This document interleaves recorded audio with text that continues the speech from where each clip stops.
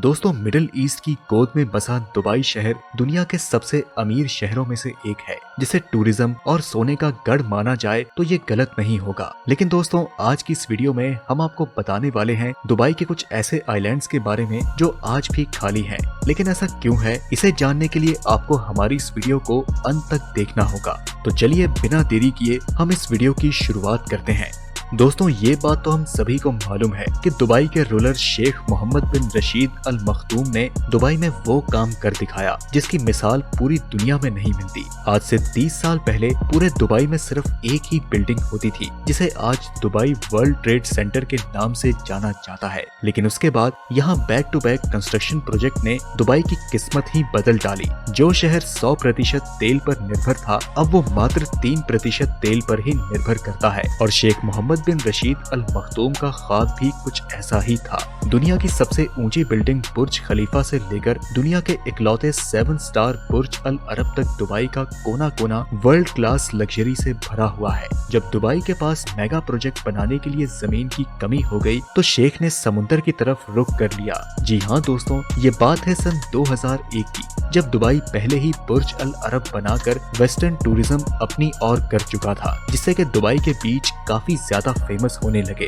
और बात यहाँ तक पहुँच चुकी थी कि अब दुबई के पास बीचेस की जगह भी कम पड़ गई। दुबई की कोस्ट लाइन, जो कि सिर्फ 70 किलोमीटर तक फैली थी, उसको अब बढ़ाने का वक्त आ चुका था। शुरुआत में ये प्लान था कि दुबई के समुद्र में 3 आर्टिफिशियल आइलैंड बनाए जाएंगे, जिन्हें जब स्पेस से देखा जाएगा तो वे बिल्कुल पाम ट्री जैसे दिखाई देंगे, जो कि पाम जुमेरा, पाम जबल अली और पाम डेरा थे। 2001 में सबसे पहले पाम जुमेरा पर काम शुरू किया गया, क्योंकि ये प्लान किए गए आइलैंड्स में सबसे छोटा था। सिर्फ अकेले पाम जुमेरा की वजह से ही दुबई की कोस्ट लाइन में 56 किलोमीटर यानी कि 80% का इजाफा हो रहा था। कोस्ट लाइन बढ़ाने का ये आइडिया दुबई के शेख को इतना भा गया कि पाम जुमेरा की कंस्ट्रक्शन पूरी होने से पहले ही पाम जबल अली और पाम डेरा पर काम शुरू कर दिया गया। इन 3 आइलैंड्स के अलावा एक और प्रोजेक्ट भी था, जिसने किसी मैग्नेट की तरह पूरी दुनिया की नजरें अपनी तरफ खींच ली, और ये प्रोजेक्ट द वर्ल्ड के नाम से लॉन्च किया गया, जिसमें टोटल 300 छोटे छोटे आइलैंड मौजूद थे। द वर्ल्ड आइलैंड का डिजाइन पृथ्वी के नाक के हिसाब से रखा गया था, जिसमें हर कंट्री के नाम से अलग अलग आइलैंड बनाए गए थे। 2003 में द वर्ल्ड आइलैंड की कंस्ट्रक्शन का काम शुरू किया गया, जो कि दुबई के साहिल से 3.5 किलोमीटर दूर समुद्र के खतरनाक लहरों को रोककर बनाया जा रहा था। इंटरनेशनल एक्टर्स, रॉयल क्लास और बिजनेस टाइकून्स ने खूब बढ़ चढ़कर इस प्रोजेक्ट में हिस्सा लिया। कुछ ने अपने पर्सनल यूज के लिए यहाँ आइलैंड खरीदे, तो कुछ ने इसकी एडवर्टाइजमेंट करके अपना पार्ट प्ले किया। यहाँ पर छोटे से छोटे आइलैंड की कीमत $15 मिलियन यानी कि 112 करोड़ रुपए रखी गई, और जो बड़े आइलैंड्स थे उनका तो क्या ही कहें। 11 आइलैंड $50 मिलियन यानी कि तकरीबन 375 करोड़ रुपयों में सेल किए गए। जिस तरह दुबई के पास प्रोजेक्ट में भरपूर कामयाबी मिली थी, उसी तरह द वर्ल्ड को भी मिली। कंस्ट्रक्शन कंप्लीट होने से पहले ही 2008 में 60% से भी ज्यादा आइलैंड सेल हो चुके थे। लेकिन सवाल ये है कि समुद्र में रेत से बने आइलैंड की कीमत इतनी ज्यादा क्यों रखी गई। पहली बात तो ये है कि इसे बनाना इतना आसान काम नहीं था। ठाठे मारते हुए समुद्र में एक छोटा सा आइलैंड बनाना भी बहुत ही मुश्किल काम है, और यहाँ तो फिर दुबई ने 300 आइलैंड्स बनाए थे। सिर्फ एक आइलैंड को बनाने में इतनी ज्यादा रेत इस्तेमाल हुई कि उससे एक पूरा क्रिकेट स्टेडियम टॉप से लेकर बॉटम तक भरा जा सकता है। अगर पत्थरों की बात करें तो वर्ल्ड आइलैंड्स में इस्तेमाल होने वाले पत्थरों का वजन 5.5 लाख ट्रेन के इंजनों के वजन के बराबर था। 9 किलोमीटर लंबा और 6 किलोमीटर चौड़ा ये प्रोजेक्ट बनाने में दुबई की सरकार को $14 अरब खर्च करने पड़े। इस रकम से दुबई के 9 बुर्ज खलीफा या फिर 14 बुर्ज अल अरब जैसे 7 स्टार लग्जरी होटल बन सकते थे। लेकिन शेख मोहम्मद बिन रशीद को ना तो सिर्फ दुबई की जमीन बल्कि यहाँ के समुद्र से भी इनकम जनरेट करनी थी, और यही कारण था कि शेख एक समुद्र में जन्नत की जमीन बनाना चाहते थे। लेकिन ऐसा क्या हुआ कि इतनी मेहनत करने के बावजूद भी पिछले 12 सालों से ये आइलैंड बिल्कुल वीरान पड़े हैं।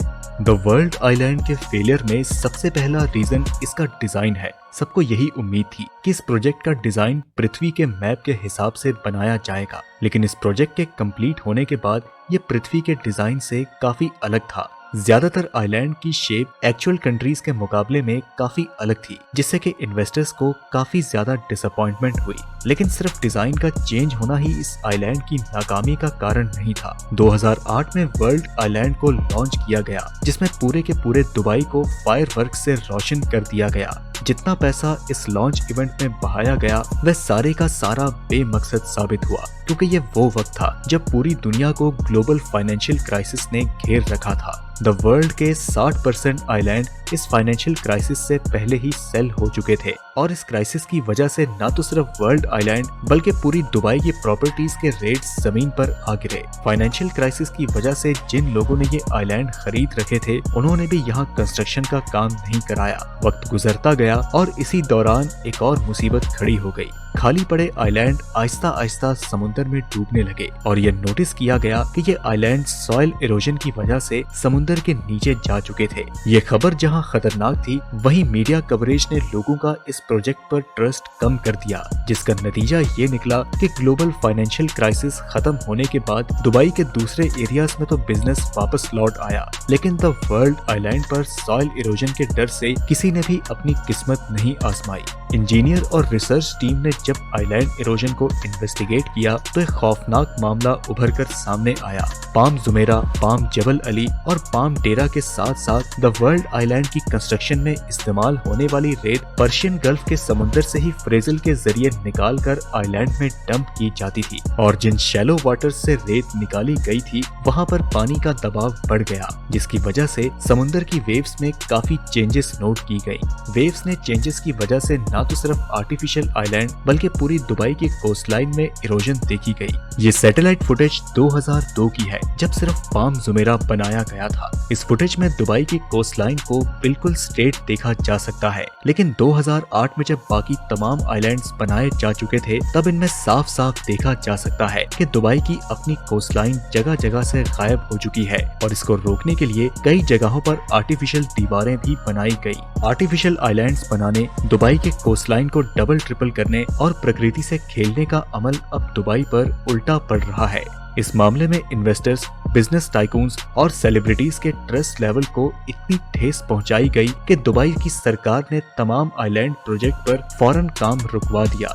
बात यहाँ तक पहुँच गई कि दुबई के पास इन्वेस्टर्स को रिफंड करना पड़ा और पाम डेरा के प्रोजेक्ट को आधे में ही छोड़ना पड़ा। दोस्तों, बेशक प्राइवेट आइलैंड में अपना ही मजा है, लेकिन जो लग्जरी द वर्ल्ड आइलैंड में एंजॉय की जा सकती थी वह पाम जुमेरा पर पहले ही लोग कर रहे हैं। आखिरकार ये दुबई का पहला आर्टिफिशियल प्रोजेक्ट है जो कि भरपूर कामयाब हुआ। कई फेमस सेलिब्रिटीज पहले ही पाम जुमेरा पर प्रॉपर्टीज ओन करते हैं, जिनमें से famous footballer David Beckham, Bollywood star Shahrukh Khan और शिल्पा शेट्टी के साथ साथ कई जाने माने नाम भी शामिल हैं। लेकिन ऐसा भी नहीं है कि वर्ल्ड आइलैंड पर किसी ने भी अपना घर नहीं बनाया।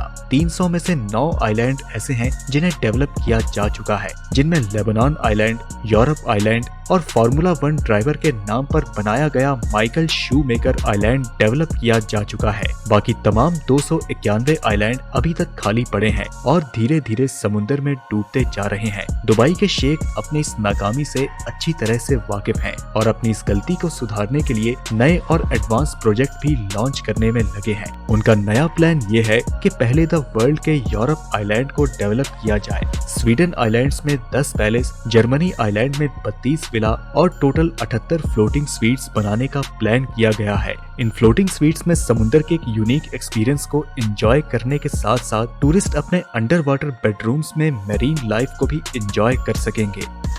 एक बात तो साफ है कि दुबई इन छोटे मोटे फेलियर से घबराने वाला नहीं है। इसकी जीती जागती मिसाल Jumeirah bay island, museum of future और दुबई एक्सपो 2020 के रंगीनियों में देखा जा चुका है। साथ ही साथ दुबई के फ्यूचर प्रोजेक्ट में दुनिया का पहला डायनामिक टावर भी मौजूद है, जिसके रोटेटिंग फ्लोर की वजह से अंदर बैठे लोग दुबई की 360 डिग्री व्यू देख सकते हैं। दोस्तों, उम्मीद है कि आपको ये वीडियो पसंद आई होगी। अगर आपको ये वीडियो पसंद आई तो हमारे चैनल को सब्सक्राइब करके वीडियो को लाइक करें और अपने फ्रेंड्स और फैमिली के साथ शेयर जरूर करें। हम मिलते हैं आपसे अगली वीडियो में, तब तक के लिए नमस्कार।